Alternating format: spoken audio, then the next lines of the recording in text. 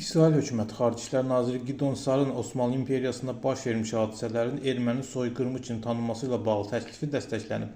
Məsələ Nazirlər Kabinetinin iclasında müzakirə olunaraq müsbət qiymətləndirilib. Bununla belə qərarın tam hüquqi qüvvəyə minməsi üçün onun İsrail parlamenti Knessetin plenar iclasında müzakirə çıxarılması və səs vermədən keçməsi tələb olunur.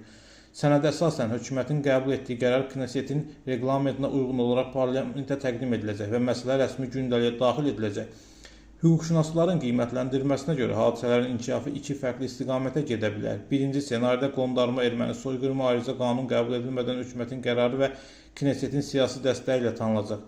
Bu halda qərar İsrail dövlətinin rəsmi siyasi mövqeyi hesab olunacaq, lakin dövlət qurumları üçün yeni hüquqi öhdəliklər yaratmayacaq. Belə tanınma daha çox siyasi və diplomatik xarakter daşıyacaq. İkinci ssenaridə isə Knesset ayrıca qanun qəbul edə bilər. Bu qanunda qondarma erməni soyqırımının tanınması və yanaşı anım günü, təhsil proqramları, memorial tədbirlər bağlı müddəalar da əksini tapa bilər.